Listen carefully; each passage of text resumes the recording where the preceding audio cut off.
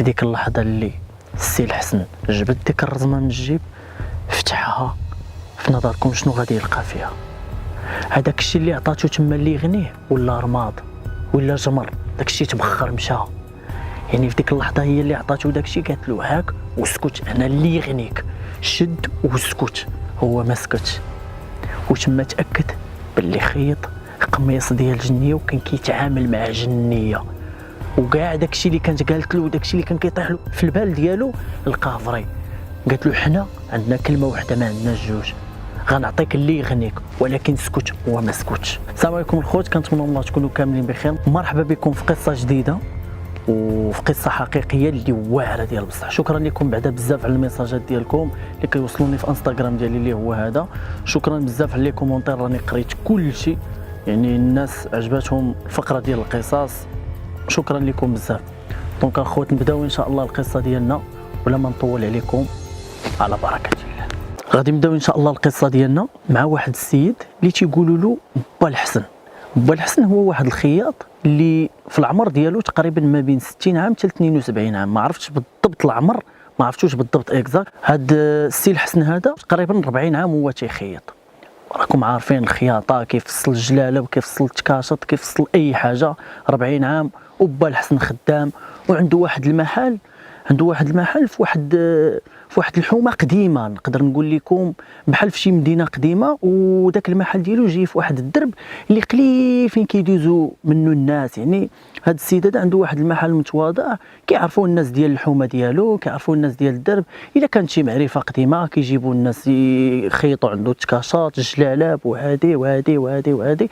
المهم السيد خدام الخدمه ديال الحلاء وكيوكل وليداتو طرف ديال الخبز حلالا طيبه. المهم ما عليناش حتى لهنايا مزيان. با الحسن موالف كل نهار كيدخل المحل ديالو، كتكون عنده واحد المسجله كيطلق القران وكيبدا في الخدمه ديال عباد الله اللي تيعطي له مثلا يخيط له جلابه، اللي تيعطي له يخيط له تكشيطه، كيجيو عنده عيالات بنات في المناسبات بحال هكا في الاعياد كيجيو عنده البنات كيقولوا بغينا نخيطوا التكاشات، بغينا نخيطوا الجلاله بالمناسبات. يعني واحد السيد اللي متواضع، وكاع اللي ما عندوش كاع كيخيط له وكيمشي في حالته حتى كيكونوا عنده الفلوس وكيجي. يعني واحد السيد اللي كما تيقولوا قانع شابع من الدنيا صافي، كما تيقولوا حمد الله وشكره. ما عليناش. واحد النهار با الحسن غادي يتعطل في المحل ديالو حتى لديك الجوايه ديال 11 الليل 12 الليل. با الحسن ما موالفاش ليه كيتعطل. علاش تعطل هاد المره هادي؟ لان كانت عنده الخدمه بزاف وكانت عنده تماره ديال الخدمه، كانوا عنده شي جلالب ديال شي عيالات، كانوا عنده شي تكاشاط، شي جلالب ديال الرجال وهادي. يعني كانت عنده الخدمه ديال بصح وما قدرش يمشي للدار حتى يكمل ديك الخدمه، لانه هو موالف بالكلمه. يعني كيقول لك الراجل هو الكلمه، يعني هو موالف كيقول لك النهار الفلاني صافي، النهار الفلاني غادي توجد لك الامانه ديالك. داك الشيء علاش؟ حيت هو من قبل موالف كيسالي مع ديك 8 7 بحال هكا كيمشي بحالاته، ولكن هاد المره هادي تعطل. ما عليناش.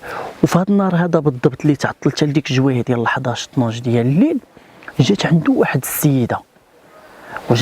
السيده نقدر نقول لكم آية من الجمال، زوينه بزاف. هو فاش شافها تبهر بداك الجمال ديالها، بقى غير كيشوف فيها وقال كيفاش هاد دابا هادشي غير بينه وبين راسو، بقى تيقول كيفاش هاد السيده هادي اللي زوينه تبارك الله وما ساكناش في الحومه ديالي. يعني هو كيعرف الناس ديال الحومه وعارف الناس ديال الدرب، كاع داك السيكتور فين ساكن كيعرفهم. هاد السيده هادي اول مره غادي يشوفها وجايه عنده في داك الوقت. قال لها مرحبا لاله، اشنو حب الخاطر؟ قالت له انا جاياك وصيفطوني عندك شي ناس قالوا لي انت عندك الخدمه نقيه وديما كيدوزوا من هنا وديما كيشوفوك وزيد وزيد وزيد. قال لي مرحبا لاله والهلا يحاش منها ان شاء الله وغادي ندير لك خدمه نقيه. قال لها مرحبا امري شنو بغيتي؟ قالت له انا من هنا 3 ايام عندي واحد العرس وبغيتك تفصل لي واحد القميص. حتى لهنايا مزيان. قال لها مرحبا لاله كي بغيتي هذا القميص، واش طويل قصير هادي؟ قالت له انا بغيتو يجيني واعر يجيني زوين. قال لها مرحبا، ما عليا غير نخدم لك خدمه اللي نقيه وان شاء الله الهلا يحاش منها. قال لها مرحبا تفضلي البيت اللي داخل. هو عنده واحد البيت فين تيدخلوا الناس تيقيسوا ولا شي حاجه، وفي نفس الوقت تيشد لهم العبارات. با الحسن فاش دخل ديك السيده لتما يحس بواحد الاحساس في شكل، جا واحد الاحساس اللي ما عمرو جاه، لان موالف الناس كيجيو لعندو تيخيط ليهم وهادي، ولكن ما عمرو جاه داك الاحساس. با الحسن مشى للماكينه ديالو وجاب داك المترو، داك المترو اللي تيكون ديال الخياط، راكم نتوما عارفينه كيفاش داير. جا وقصد ديك السيده ولقاها جالسه فوق واحد الكرسي، قال لها وقفي باش نشد عليك العبارات. هي هذيك وقفات السيده، قال لها هزي يداك، هزات يدها بحال هكا وكيشد ليها العبار ديال هاد الصنطه هادي. دابا فاش كيشد هو العبارات عنده واحد الكارني كيكتب مثلا الصنطه ها شحال العبار، مثلا هي 40 سنتيم يا 50، كل واحد ولاطاي ديالو كيفاش داير. هاد السيده هادي لقى ليها في العبار الاول لقى ليها 40 سنتيم مزيان، كتبوا في ديك الدفتر ديالو. عاوتاني مشى ليها للكتاف قيس ولقى عاوتاني قول تقريبا شي بحال هكاك نقدروا نقولوا 30 سنتيم هادي. المهم هو جاتو غريبه، المهم بدا تيكتب داك الشيء هادي واحد شويه جا واحد الاحساس في الشكل، قال ارا نعاود العبار. فاش عاود العبار ديال الصمته 40 سنتيم اللي لقاها في الاول ما لقاهاش في الثاني، لقى اكثر. وهنايا با الحسن غادي يتصدم ديال بصح، وما بغاش يدير في بالو ديك القضيه ديال راه السيده واقيلا ممكن من الجين ممكن هادي. قال هو مع راسو ممكن هاد السيده هادي يكون لاطاي ديالها في شكل، ولا يمكن انا واقيلا بقوه العيا وداك الشيء اللي عييت ومشى الحال والنهار كله انا خدام، ممكن نقدر نكون غلط. عاوتاني عاود لقى عبار واحد اخر وهي غاده. واحد شويه كتب داك الشيء، هو يقول لها بغيت نسولك الشريفه ما ديرش مني قلت الصواب. قال لها مرحبا، قالت له مرحبا. قال لها هاد العبار هذا اللي لقيت في لاطاي ديالك راه جاني غريب بزاف. قالت له شوف خدم خدمتك والعبارات اللي لقيتيهم ديرهم في داك القميص وما غيخصك حتى شي خير. السيد تنوى، والغريب في الامر هو تيعاود هذا الشيء هذاك، قال لك الصوت ديال ديك المراه ماشي بحال شي صوت ديال شي انثى، نقدر نقول لكم نص انثى ونص راجل، يعني السيد تخلع ديال بصح. مهم ما عليناش. شويه قال لها بغيت نشد لك العبار ديال رجلك، الطول ديال رجلك وهذه باش نجيب لك داك الشيء هو هذا. ديك اللحظه اللي غادي يحني باش يشد ليها العبار وهي تشدو من هنايا طلعاتو، قالت له اسمعني نقول لك ما تقربش ليا الرجليه الا رجليه، بعد لي على رجلي، وداك الشيء اللي خرج لك في العبار ديرو. انا بغيت هذا القميص يكون طويل، انا بغيت نجرجرو مع الارض، انت مالك، انت ما عليك غير تخدم. قال لها اسمحي لي يا لا ما ديرهاش مني قلت صواب، غير خدمتي هذه وراكي عارفه باش نجيب لك الخدمه متقونه باش تمشي انت فرحانه وناشطه وهذه وباش مره اخرى ان شاء الله تقدر تعجبك الخدمه ديالي تصيفطي لي شي واحد يقول لا ترجعي لعندي وهذه. مهم ما عليناش حتى لهنايا رحنا مزيان. صافيه هذيك قالت له شوف دير لي انا هذه الخدمه هذه وانا بغيت هذا القميص هذا يكون طويل، انا بغيت نبقى نجرجرو في الارض، انت مالك. قال لها صافي مرحبا ما يكون غير خاطرك وهذه. قالت له فوقاش غادي يوجد؟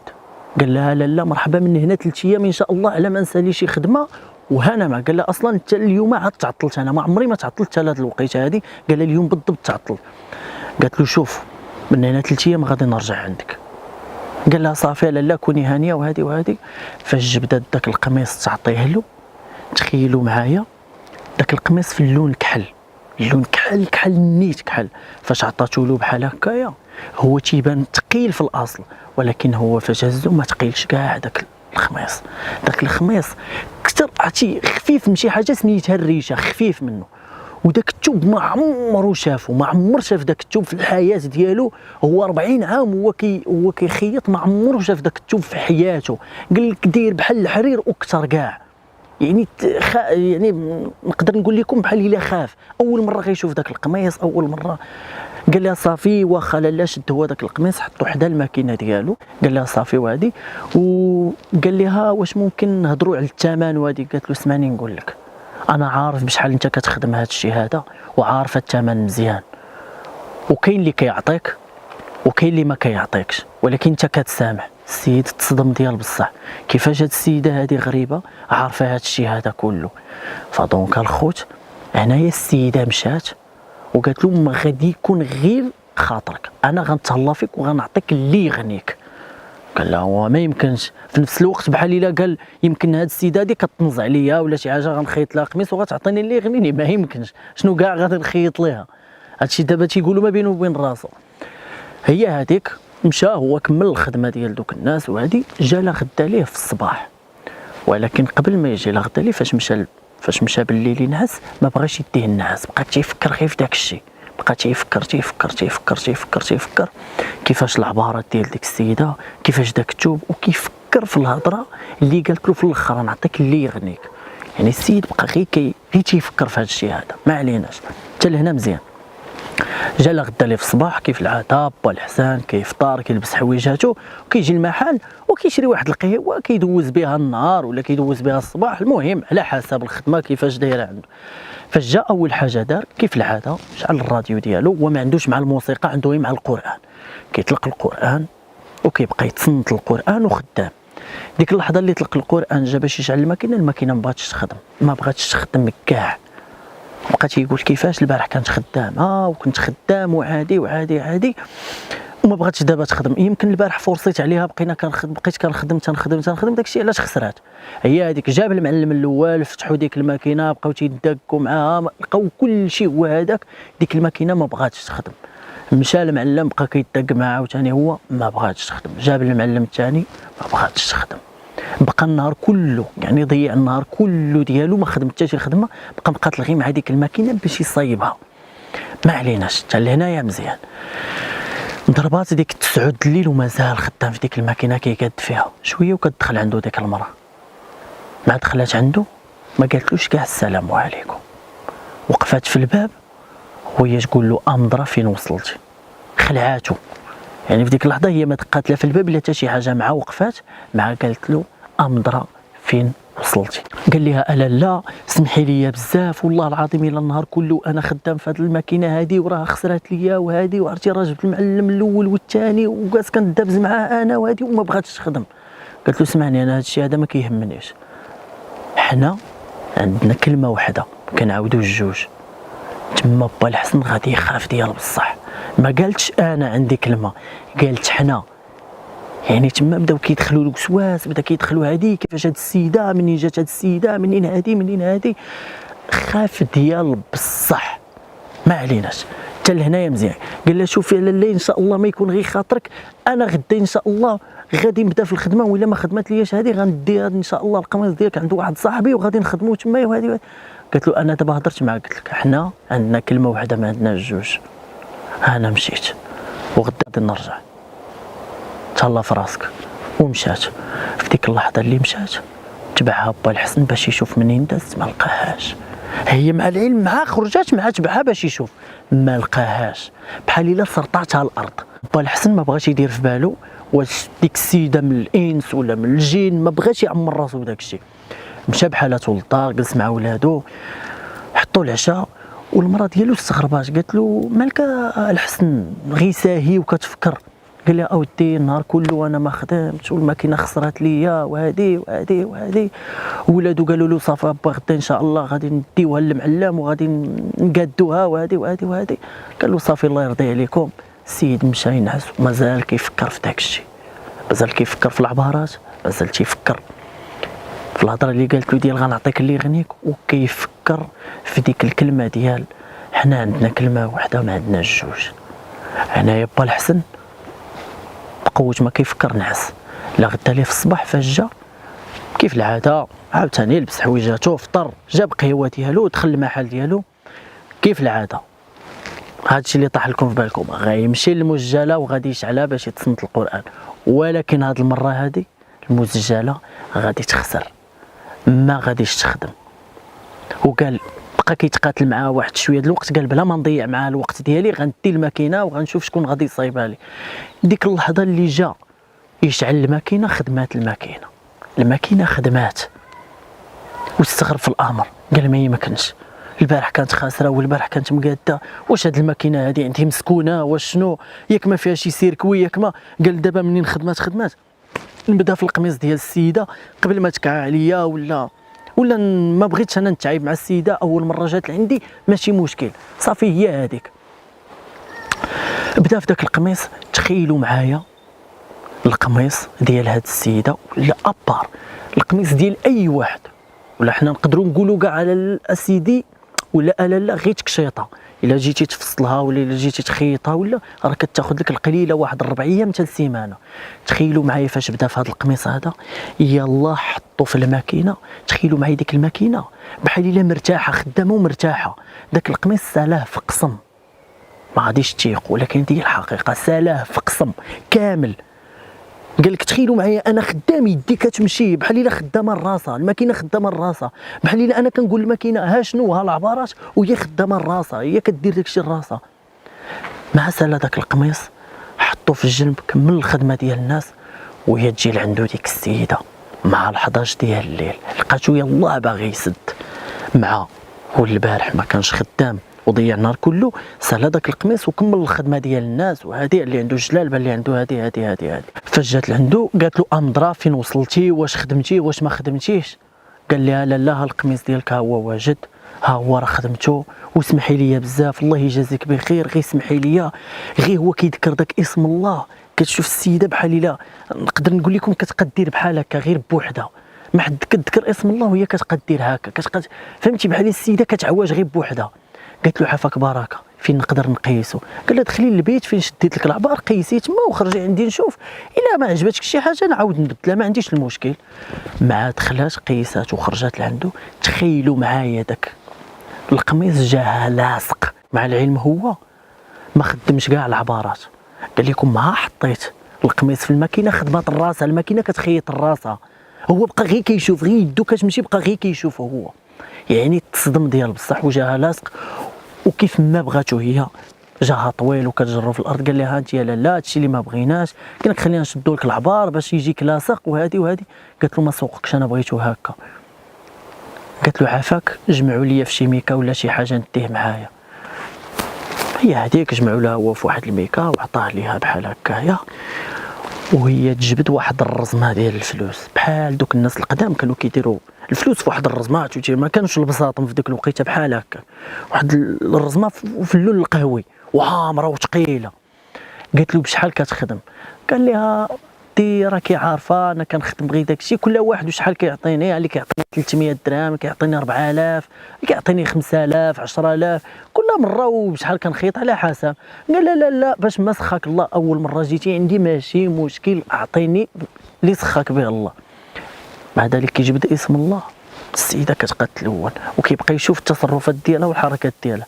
قالت له شوف هنا اللي يغنيك شد واسكت. قالت له شد واسكت. السيد تصدم، قال لها كيفاش؟ قالت له ما تحلش دابا. قال لها من بعد وحل شوف شحال فيها. قال لها لا انا هادشي كثير عليا وانا بانت لي الرزمه ثقيله، اعطيني غير خدمتي. قال لها اعطيني هي الثمن ديال الخيط والخدمه صافي، ما التوب راه من عندك انت اللي جبتي داك التوب. قالت له شوف شد واسكت. في ديك اللحظه اللي هو شد داك الشيء السيده خرجات، وديك اللحظه اللي خرجت عاوتاني تبعها باش يشوف منين داز، باش يعرف بغا يتبعها باش يعرف دارها فين كاينه، فهمتي ان السيده تهلات فيه. ما خرجت ما لقاهاش، خبر ليها الاثار، السيده خبر ليها الاثار، وتما تاكد باللي فصل القميص ديال جنيه اللي عندها العرس من بعد 3 ايام. السيد تصدم ديال بصح، وفي ديك اللحظه كانت مازال عنده الخدمه، ما قدرش يكمل الخدمه، سد المحل ديالو ومشى للدار. فاش مشى للدار دخل عند مرتو قال لها بغيت نقول لك شي حاجه. قالت له مرحبا. قول لها الحسن اصلا انت 3 ايام هادي راك تبدلتي بزاف، راه ما بقيتيش كيف ما كنعرفك، وليتي كتدخل وليتي ساهي كتاكل كتمشي تنعس، ما بقيتي كتهضر معنا، ما بقيتي كتضحك. شنو كاين؟ ياك ما تعرفتي على شي وحده بين قوسين العيالات هذه هي الفكره ديالهم، ياك ما تعرفتي على شي وحده، ياك ما هادي، ياك ما غدرتيني، ياك ما هادي. قال لها لا انا غادي نعاود لك كلشي بالتفاصيل وعلاش تبدلتها 3 ايام. قال لها دابا انتيا من نهار عرفتيني وانا الخدمه ديالي هي الخياطه. قالت له ايه ماشي عيب سيدي، المهم هو توكلنا الحلال. قال لها مزيان.